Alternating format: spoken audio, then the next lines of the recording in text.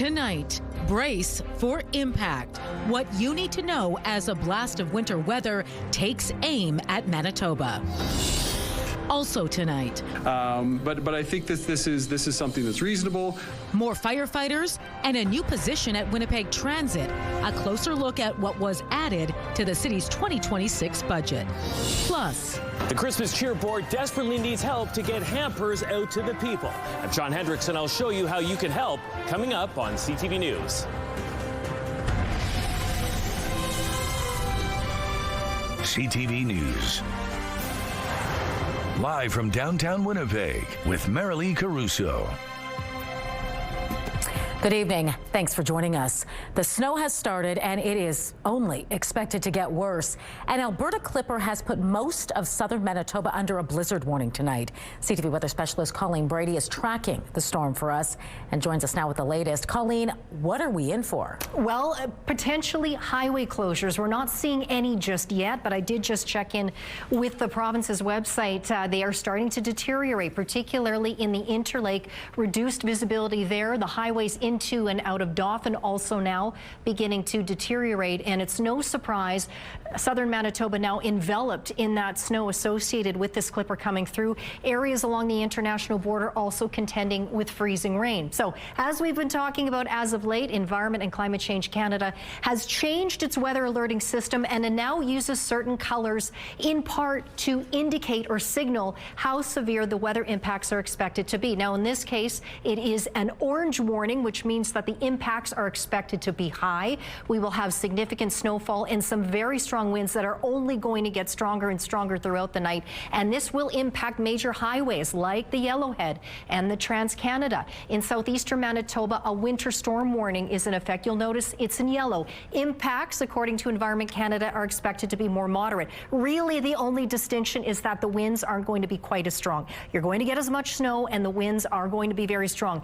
And we're not done that just yet. Northwestern Ontario, not just snow. You'll be dealing with freezing rain tonight and ice pellets. And it's put that part of Ontario also under a yellow winter storm warning. More details on what this all means, how long this is going to last, and some other potential impacts with this storm coming up. But for now, let's take a look through the Bathfitter Live Eye. Bathfitter, your bath and shower experts for more than 40 years. That camera blowing around in those winds out of the east at 17 kilometers an hour with wind gusts up to 33. Those winds are going to get a lot stronger tonight. There's some light freezing rain and snow in the Winnipeg area. It's -6. It feels like -12 with the wind chill. The pressure is rising and the humidity right now, Marilee, is 92%. Thanks, Colleen. We're already seeing some of the impacts of this snowstorm. The Winnipeg Regional Health Authority is warning home care services may be delayed or canceled for those in the city. It says every effort will be made to keep appointments, but if yours is affected, you'll be notified by phone. And a similar warning from Southern Health tonight, which adds if you've planned a home birth, you should really consider staying somewhere with close access to the hospital. United Way Winnipeg is also reminding you to call 211 if you see someone out in the cold struggling. The agency says 211 will connect you to local outreach teams such as Main Street Project or the Downtown Community Safety Partnership, who can help. The service is available 24/7, but if you think it's an emergency, call 911. The city is also encouraging you to check in on older neighbors or relatives who live alone.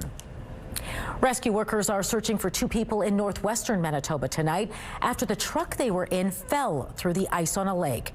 Mounties say the call came in around 1 a.m. Tuesday about a pickup truck which had gone through the ice on Cedar Lake. That lake is located southeast of the Paw and west of Grand Rapids. RCMP say the vehicle was about 75 meters from the boat launch at Grand Rapids Generating Station at the time, and the man and woman inside it are not believed to have gotten out. This afternoon, the RCMP's underwater recovery team found the vehicle. However, they are still searching for the 2 people. Winnipeg City Councillors have passed the 2026 budget, but they did make some amendments. CTV's Taylor Brock is standing by live in studio with the details for us. Taylor, before we get to the changes made, I'm curious, were all councillors on board? No, Marilee, they weren't, but that's really not a surprise considering what we've been hearing from city councillors ever since the nearly $1.5 billion budget was first announced. In the end, it was 12 in favor and 4 opposed, but we are seeing some updates to the original plan. Councillors agreed to speed up the hiring of new full-time firefighters. Pardon me, with plans to add 20 this year and 20 next. It's worth noting this amendment did pass unanimously. Hiring 40 new firefighters was part of the original plan, but it would have been spread out over 4 years. We are also seeing the needle cleanup program being expanded to 6 more parks. And there's also money to hire a new permanent full-time transit planner. The idea is to make it easier to make improvements to the transit system and respond to rider feedback. Now looking at the snow clearing budget, which usually comes with a higher price tag than what's planned for, the mayor is confident the city is better positioned than previous years. I want to give Councillor Brawadi, our finance chair, credit because a few years ago, he brought forward, as the head of finance, an increase to the snow clearing budget, and so we have increased our snow clearing budget every year over the last few years to better reflect the real costs that we incur every year for snow and ice control. We're also seeing money for 18 new full-time police officers, a dozen additional paramedics, and 3 more employees at the Water and Waste Billing Center to help bring down wait times. Okay, Taylor, what about taxes? Were there any surprises there? Oh, no, there weren't, Marilee. The city is sticking with the previously announced 3.5% increase to property taxes and a 2.8% bump to water and sewer rates. All right, thanks for this, Taylor. Granite Curling Club versus the City of Winnipeg saga is about to heat up. Executives at the club are urging city councillors to vote no tomorrow on a plan that would take away most of its parking spots. It's a move the Granite says would put the curling club on thin ice. But the city says it needs the space for an affordable housing project. To help us make sense of all of this, CTV's Jeff Keel joins us now live. So, Jeff, what can we expect from tomorrow's vote? There is a belief by some that this will make its way through council, but not everyone at that council table is planning on voting. The Granite Curling Club is hoping a plan before City Council hits the rocks. I want Council to vote no. City Council is scheduled to vote on subdividing the Granite property in this parking lot used by curlers to make way for an 11-story affordable housing development. The Granite says it is in favor of affordable housing, but losing the spots would put the club's operations in jeopardy, and assurances by the city to help them find parking elsewhere has not been to their satisfaction. And they're basically saying, trust us. Well, with how the process has been going so far, we can't trust that. We need a real plan to make sure the Granite can actually survive. The Granite leases the property from the city. It won a ruling at the municipal board ordering the city to develop an adequate parking plan first, but internal legal advice said the city could go ahead despite the board's ruling. I think that we're going to be moving forward with this. Property and Development Chair Evan Duncan promises they will hammer out a deal with the Granite on a parking solution. Why would we want to lose an asset like the Granite? That doesn't make sense for the city of Winnipeg. It doesn't make sense for the curling community. But not everyone on council is comfortable with ignoring the municipal board decision.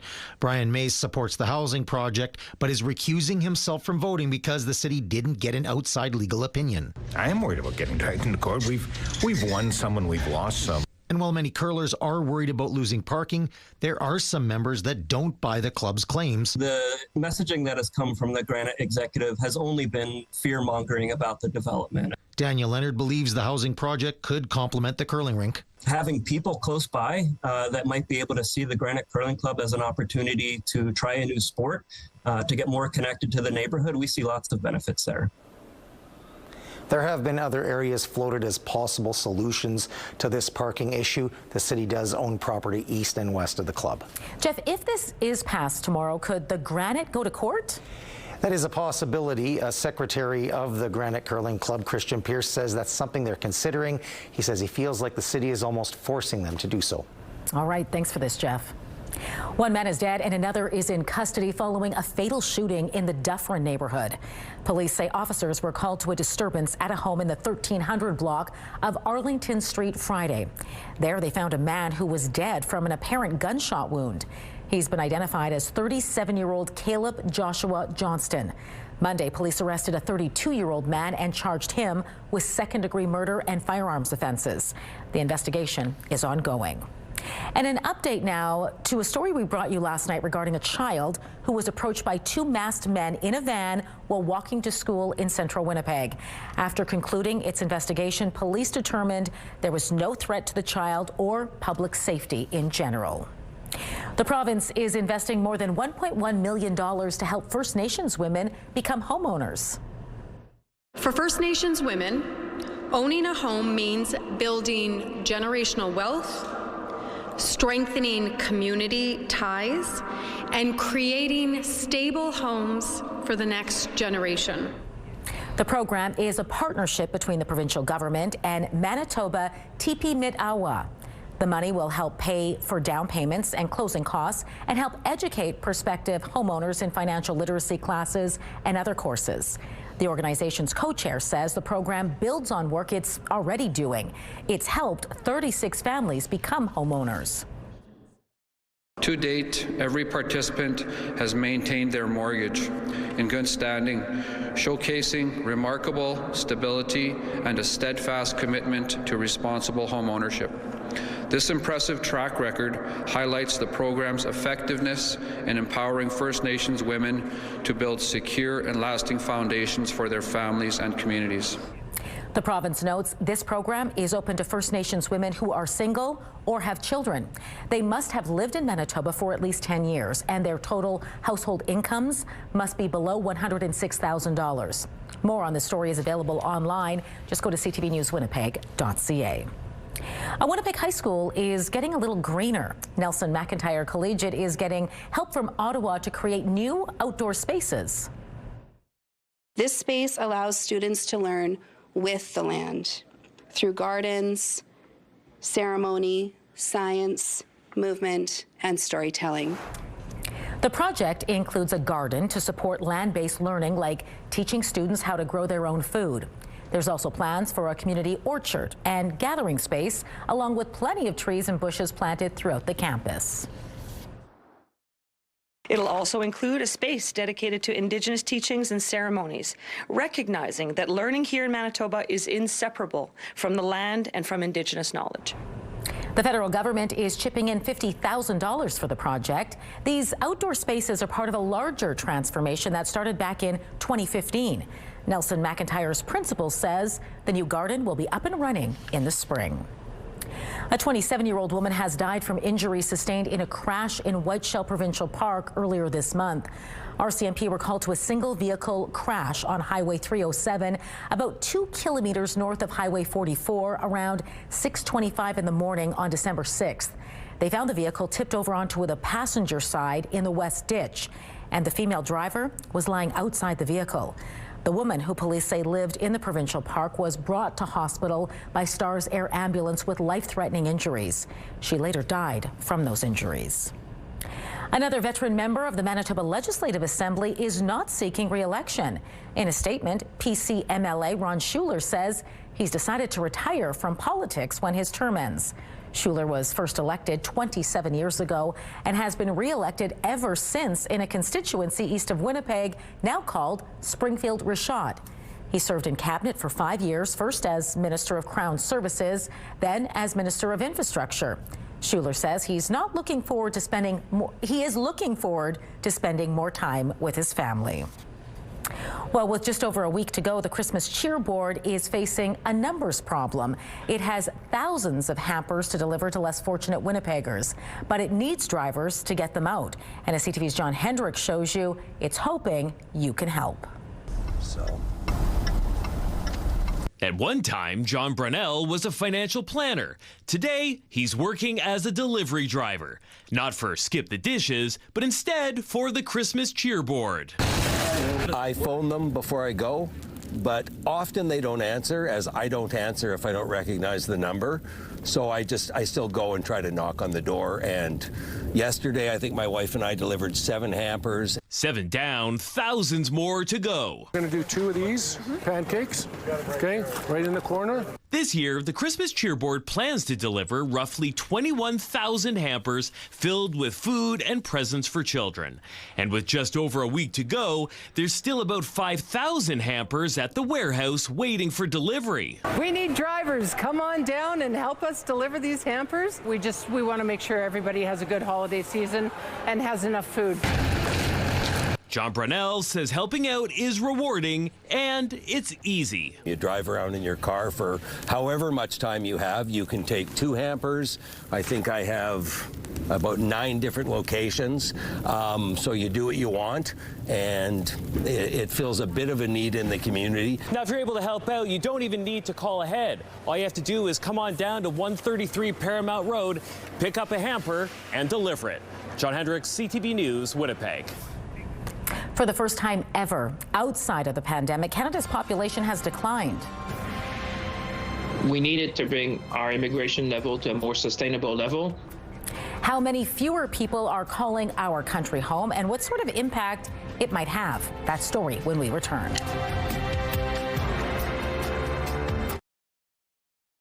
We all know just how cold Manitoba winters can be. Imagine not having a winter coat, boots, a toque, or mitts, and stepping out into the cold. That's the reality for many kids. But you can change that. Give the gift of warmth. Donate to Coats for Kids.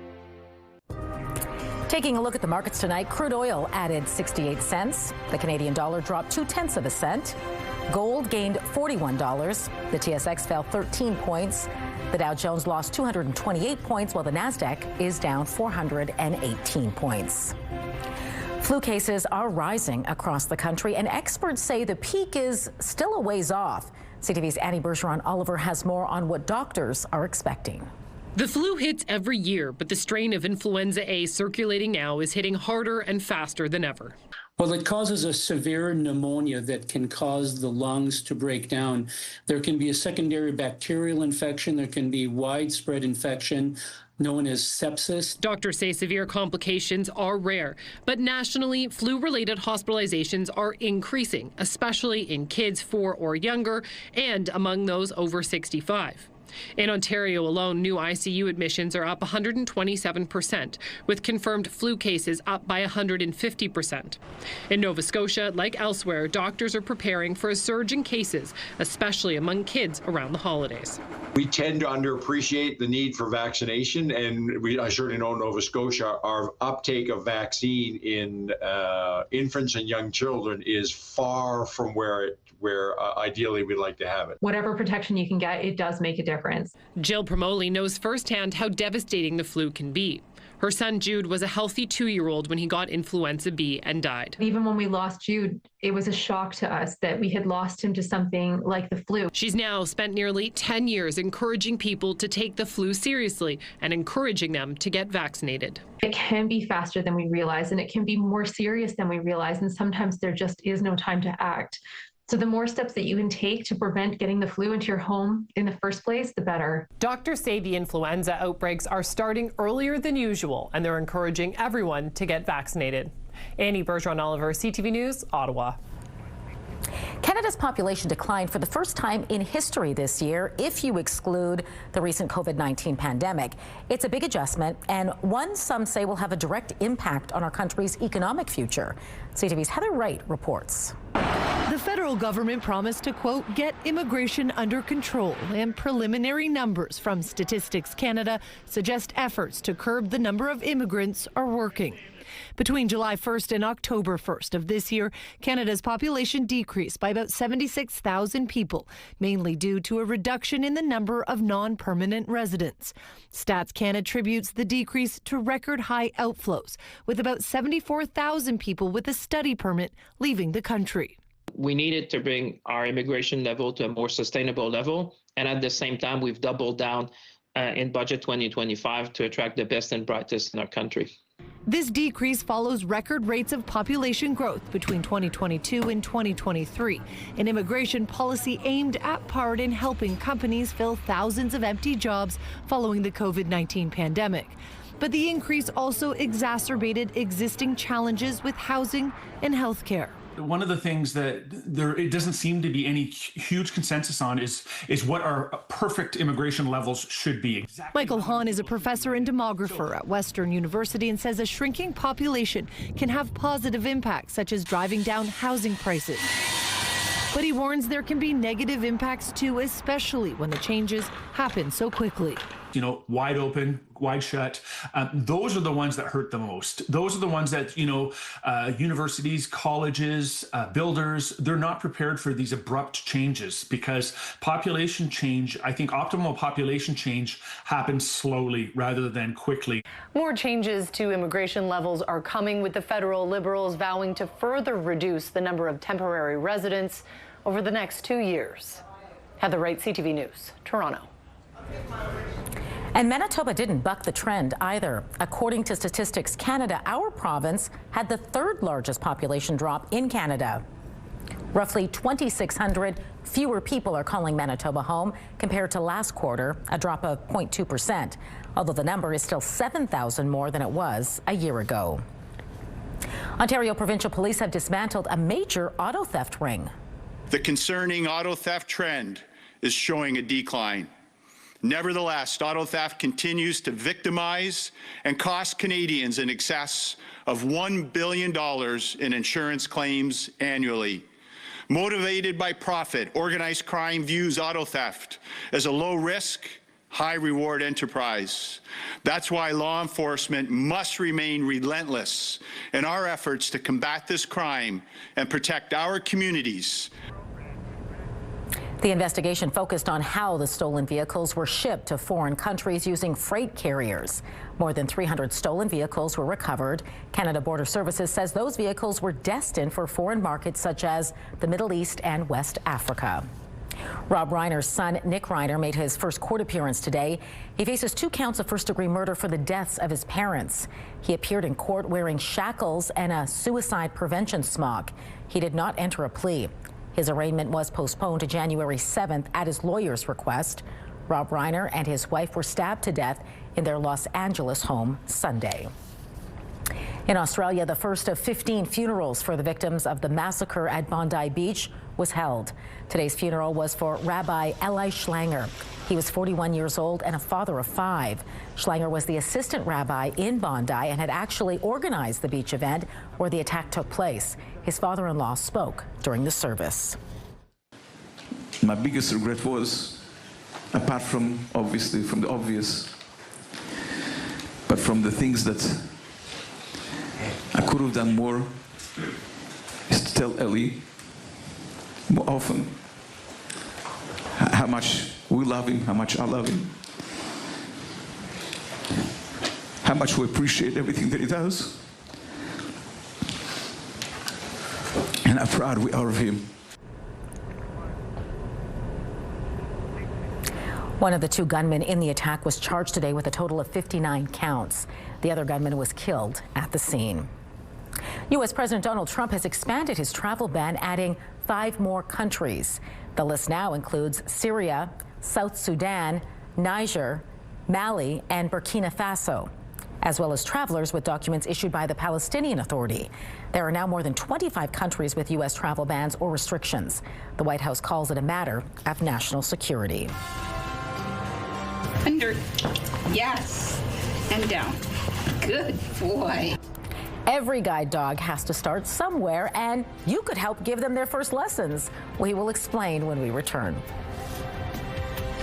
Well, once the snow tapers off tomorrow afternoon, guess what? A break for a few hours and then more snow on Friday. Not nearly as much, though, but still another push of snow coming through the city. Minus 13 degrees is the high, then cooler and brighter when the high pressure takes over for the weekend. Mix of sun and clouds Saturday, minus 16. Sunnier on Sunday, colder too, minus 18 degrees. Moderating Monday up to minus 11, minus 16 by Tuesday. Have a news tip? When you see news happening, let CTV News Winnipeg know. Text your tips, pictures, and videos to 10400. That's 10400. Message and data rates may apply. The Winnipeg Jets are in St. Louis tonight to face off against the Blues. It's the first game between the 2 teams since the Jets' emotional and improbable Game 7 win in the playoffs. I'm really surprised that it's happening, almost at Christmas. I thought it would have happened a lot earlier than this, but yeah, you know what? I think that, like Monty said, it really was a extremely entertaining, physical, exciting series. And both teams right now are trying to find their games. Jets fans were in a frenzy when Cole Perfetti scored the Manitoba miracle goal, and when Captain Adam Lowry sent the Blues packing in double overtime of that playoff series. Fast forward 7 months and neither team is in the playoff picture. Coach Scott Arniel says the Jets need to stay focused with just a few games left before Christmas. It's one at a time here. Let's get after St. Louis. And, St. Louis and Utah are two teams that we're kind of scrambling around with. Obviously, Colorado is off to a fantastic start. But again, this is a team that you want to move forward in the standings. We got to push people behind. And these are the big 2 points for us. And let's focus in on what St. Louis is going to try to throw at us tonight and make sure that we're better than they are. The Jets are coming off a disappointing overtime loss to the Ottawa Senators, moving its record to 15-15-2 on the season. Connor Hellebuck will look to right the ship in net tonight. Puck drop goes from St. Louis at 7 o'clock. The Hockey Report, brought to you by Santa Lucia Pizza. Check out the game day special.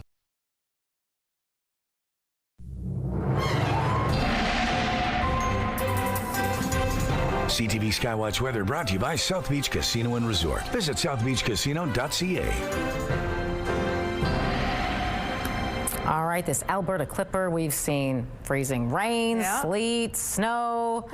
What's the latest on this system, Colleen? Well, there's still some freezing rain in the Winnipeg area, but also snow as well. But also areas closer to the international border. I'll show you quickly here where that turns to pink. Freezing rain still in those areas. So not only are those areas under that blizzard warning, they're under a continued freezing rain warning, at least for now. But the expectation is there will be an all-out flip over to snow really in the coming hours, if not anytime now. Really, we'll start to see that as well in those areas a little further south. But all this snow will continue to fall for the next several hours. The winds will only strengthen, and as I mentioned earlier, no highways are closed at this point by the looks of it, but conditions are beginning to deteriorate. I mentioned that there is reduced visibility on the highways in the Interlake, including Highway 6 from Winnipeg up to St. Laurent. Around Dauphin, in and out of that community, the highways are reducing in visibility there. And now the Trans-Canada from Brandon west midway to around Verdun, the conditions are beginning to deteriorate along that stretch, and that's no surprise. Now, under this orange blizzard warning, Environment Canada is warning that the Trans-Canada and the Yellowhead will be affected by all this snow that will be falling, as well as when those winds really start to strengthen out of the north in the coming hours. So don't be surprised if we start to see more highway closures late tonight, overnight, and potentially into tomorrow morning. Also, 10 to 20 centimeters is the forecast amount in a very generalized sense for these areas too. But with the north winds coming off the lakes, we may see blizzard conditions last longer into tomorrow in Winnipeg and the Red River Valley. Now, east of Winnipeg, we have a yellow winter storm warning. Really, the only thing that's distinguishing the blizzard warning from the winter storm warning are the winds aren't expected to be quite as intense, but make no mistake, very strong winds expected there, and similar snowfall amounts in the vicinity of 10 to 20 centimeters expected there. Next door in northwestern Ontario, mixed precipitation. Obviously, a lot of snow falling right now, but also areas like Fort Frances and Dryden. Look out for ice pellets, freezing drizzle, and freezing rain tonight. It looks like in Kenora it should just be primarily a snowfall there, but nonetheless, this whole area under a yellow winter storm warning. Even more snow expected there, 15 to 30 centimeters by the time this wraps up by tomorrow night. So we're in it for a while. Now, up in northern Manitoba, it is very cold. A yellow cold warning has been issued there for much of that part of the province. Now, take a look at these wind chill values right now. It is as cold, or it feels as cold anyway, as minus 48 in Churchill. Look at that, Thompson and Lynn Lake as well. Bitterly cold wind chills in the minus 40s, and that will continue into tomorrow morning. Otherwise, fairly clear under that bitter Arctic high pressure in the north. Meanwhile, the snow continues to fall across the southern part of the province. As we get into the evening hours, expect blizzard conditions to blossom first in the southwest, and then as we get later on into the evening and especially overnight here in the Red River Valley, that's when the north winds are expected to be exceptionally strong. They are already strong. They will just be much more so as we get into the overnight hours and into tomorrow morning. Expect blizzard conditions to continue, or near blizzard conditions anyway, in the Red River Valley. Meanwhile, right around 8, 9 o'clock, blizzard conditions should begin to subside around Brandon. You can see that move out there, but then it'll be around midday, at least at this point, that the blizzard conditions should start to diminish significantly here in the Red River Valley, but they will continue, or those very strong winter storm conditions will continue into tomorrow evening for northwestern Ontario. We clear out, but then guess what? More snow, courtesy of yet another clipper, is heading Manitoba's way by Friday. Now, the Parkland area could see another 15 centimeters at this point with that system, but let's just get through this one first. Minus 18 is our low tonight. Blizzard conditions likely. Up to 15 centimeters is possible. Overnight, those strong north winds getting as strong as 60 with gusts up to 80 kilometers an hour, almost as strong tomorrow morning. So anticipate blizzard conditions. The temperatures already falling in the afternoon. We should see more of a mix of sun and cloud, down to minus 22 degrees. Quick swing around the province. Clear and cold tonight across the north. Sunny tomorrow, but temperatures only reaching minus 30 in Churchill. In the northwest tonight, down to minus 35 in Lynn Lake, not far behind for the rest of the region. Sunny with highs in the mid minus 20s. In the southwest tonight, again, expecting blizzard conditions to develop yet tonight, all around, for most of the region anyway. This should be out of the way for Dauphin and Swan River by tomorrow morning, but Brandon, Neepawa, at least in the earlier morning hours, anticipate continued blizzard conditions. Winnipeg in the southeast, blizzard conditions expected late tonight and overnight, and then that will continue at least into tomorrow morning. It will be brighter up in Barons River and in northwestern Ontario. Winter storm there, Kenora, Dryden, Fort Francis, all will be affected, and into tomorrow you go. With all that said, let's take a look at some photos, shall we? This one takes us up to Ericsdale. That gorgeous shot is from Dan. Beautiful sky colors there. And this is how it looks up at Winnipeg Beach. You can see, of course, that iconic water tower. That photo is from Pat. Email is yours to winnipegweather@ctv.ca. Thanks, Colleen. Have you ever considered raising a puppy to be a guide dog? The Canadian National Institute for the Blind is putting out a call for fosters. Dozens of puppies have been trained across the country for the last 8 years to one day go to work guiding for the visually impaired. CTV's Joseph Bernacki reports. Under. Good boy. That's a way. Meet Fred, the Labrador Retriever puppy. Fred is a daily companion for Suzanne Elliott, who is training him to be a guide dog. He'll be 6 months old at the end of December, and he's lovely. Fred is the 6th dog Elliott has raised since 2018. She volunteers with the Canadian National Institute for the Blind Guide Dogs program. 8-week-old puppies are placed with a volunteer to work on house manners, toilet, and obedience training. Fred is currently learning a few simple commands. Under. Yes. And down. Good boy. Fred will stay with Elliott until he's 12 to 15 months old, at which point he'll go off to the Canine campus in Ottawa. Hannah Crawford with CNIB says after that, dogs find their forever home. They undergo formal training for about another 6 to 8 months, depending on the dog, before they then go out and can be matched with one of our clients across Canada. Right now, there are about 30 volunteers in Winnipeg who raise puppies for the program. Tracy Garbett was matched with Mary in the lab in 2019. He now works for the CNIB Ambassador Dog program, and Marion is essential to his life. You're putting your trust in her to make those decisions, and you know it's not always 100%, but 9 times out of 10 she's right. CNIB needs more volunteers like Elliott to keep the program alive. She says it's worth it, even though Fred will move on within a year. They make you laugh every day. They try so hard to do the right thing, and I love watching them not being able to do something 1 week, and then 2 weeks later, all of a sudden, they get it. Joseph Bernacki, CTV News, Winnipeg. The politicization of vaccines has caused an enormous amount of damage. A new study suggests vaccine skepticism is on the rise nationwide. What's driving the uptick and the response from health experts just ahead. Tomorrow, I was broken into pieces. Canadians grappling with the very real loss of life savings from fake AI-generated videos. You could invest in it for as little as $250. What's making these scammers so convincing that victims are losing everything they own? I don't have no retirement saving. Everything is gone. W5 investigates tomorrow on CTV National News and ctvnews.ca. As a nasty blast of winter bears down on our province, triggering alerts and warnings, a new survey shows anxiety around winter weather is climbing sharply in Manitoba. Joining me now to talk more about that and share some tips to help get us through it all is Jacob Reynolds with First On-Site Property Restoration. Jacob, good to speak with you. Hi, Marley. How are you? I'm good. So far, the worst of this storm hasn't hit yet, but I'm curious how concerned Manitobans are when it comes to winter weather this year compared to past years. Yeah, we're seeing an uptick. It's something that's clearly concerning the population. Over the year, we're up 8% from last year at 79%, so almost 4 in every 5 Manitobans are showing concern about deep freeze and winter weather. Yeah, a lot of those concerns are higher tonight, I'm sure. What are some of the top concerns when it comes to winter weather? We deal with heavy storms with respect to power outages and things of that nature. When it comes to heavy precipitation, snow buildup, we deal with issues like ice damming, as well as water infiltration from improperly clogged drains and things of that nature. And then there's also the deep freeze risk, which can pose an issue with pipe bursts and internal plumbing. Right now here in Manitoba, we are dealing with a nasty winter storm, bringing blizzard conditions, maybe 10 to 20 centimeters of snow. Based on those conditions, what tips can you offer our viewers tonight? Yeah, it might be a little bit late in the game with the storm impending.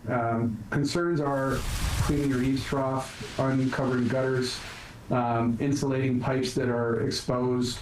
But when we deal with deep freezes and big storms, it's helps to keep interior doors open so that heat can flow evenly throughout the home. When we are dealing with deep freezes, you want to keep pipes dripping, your faucets dripping. That shows continual flow of water and kind of helps mitigate against the deep freeze of the pipes. Any other winter tips you can offer us? As we all know, we're just at the start of it. A lot of winter left yet. Absolutely. One of the things that happens later on in the season, it's not typically at first snow, but when we get that first snow, it starts to melt and then things get cold again. You get ice damming on the roofs. On any pitched roof, you have a risk of potential for ice damming, which allows water to back up underneath the shingles and get into the actual attic or ceiling space.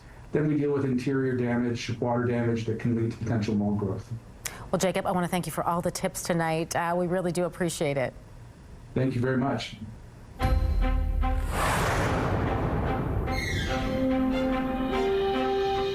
Parents are being told to avoid emergency departments if they can at children's hospitals in Montreal. You have to be prepared for a long wait because, we prioritize those patients who are severely ill and injured first. You might come with the flu and leave with gastro if you're in a busy waiting room. Montreal's 2 children's hospitals are both at more than 100% capacity. It's because of a rise in respiratory infections and other viruses. Parents with children who are not seriously sick are urged to consider walk-in clinics or the 811 helpline. However, the hospitals will not turn away any children. They will be seen in order of priority. According to a new survey, vaccine hesitancy in this country has grown since the pandemic, and so has concern this year's flu vaccine doesn't match the strength of the current flu strain. CTV's Adrian Gobriel now on what health professionals have to say. Cases of the flu are rising across the country along with vaccine skepticism. Since COVID, there's been a lot more vaccine hesitancy. A new Leger healthcare poll has found that 74% of Canadians have faith in vaccines, while the majority say their confidence has remained unchanged. 26% have lost confidence. The report says that healthcare providers have identified misinformation as one of the key drivers of vaccine hesitancy. We have work to do. The politicization of vaccines has caused an enormous amount of damage. You're seeing the worst examples of that now in the United States. In September, a newly appointed federal advisory panel stateside installed by U.S. Secretary of Health Robert F. Kennedy Jr. passed a vote recommending that children under 4 no longer receive an all-in-one vaccine for measles, mumps, rubella, and chickenpox. North of the border, some doctors believe we're seeing the erosion of hard-fought public health gains. A lot of CDC has been dismantled, and you have people who are in charge of vaccination programs that are anti-vaxxers. The efficacy of this year's flu shot is still being determined. The circulating strain right now is mostly influenza A, H3N2, and it's a little bit mismatched from what's in the vaccine. Though doctors we spoke with say the vaccine still provides vital coverage. Will the seatbelt guarantee to save your life? No. Will it reduce the chance that you get a really bad traumatic injury or die? Yes. Vaccines are the same way. Healthcare professionals are urging Canadians to get out and get their flu shot, with many predicting the worst of this influenza season is still on the horizon. Adrian Gabriel, CTV News, Toronto. Medical Watch is brought to you by Manukin Koster Denture Clinic.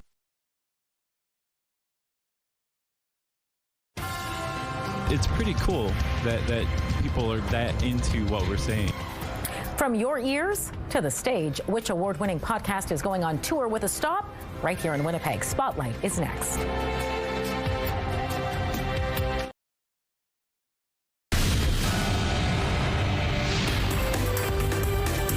Spotlight, sponsored by the Casinos of Winnipeg, presenting Men Without Hats and the Spoons.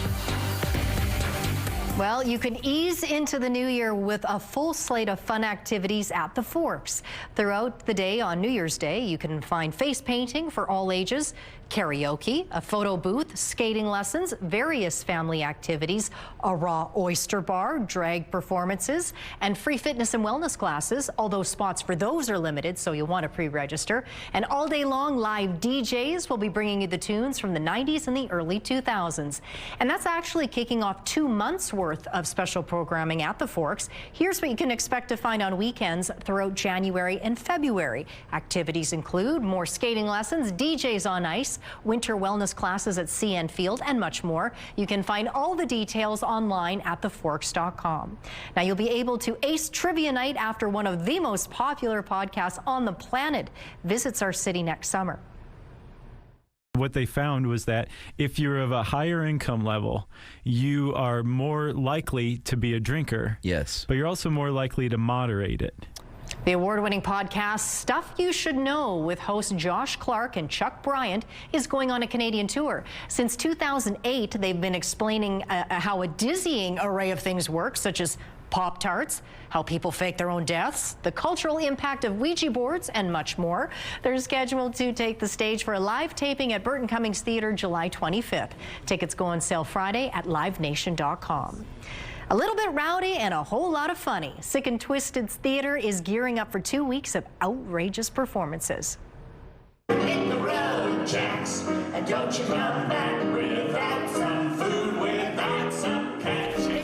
The Indie Theatre Collective, made up of artists with disabilities, is kicking off its Merry Christmas Holiday Panto at the West End Cultural Centre tomorrow evening.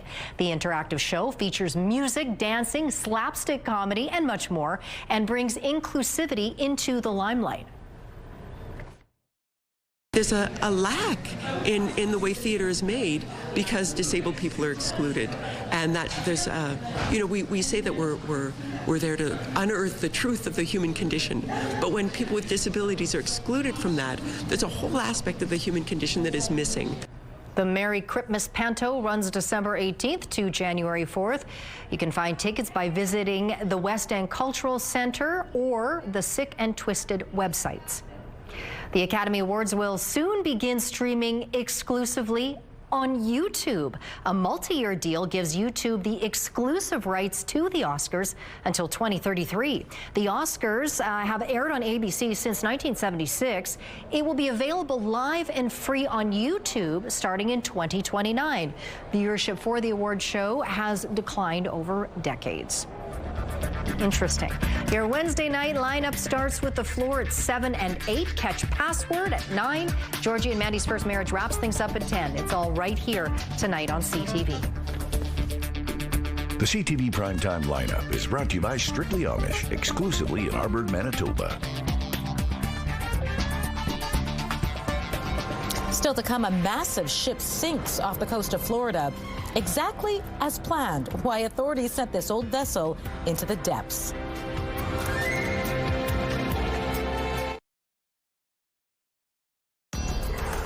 Women's clothing provided by RW & Company. Salon services provided by Essentique Spa Salon.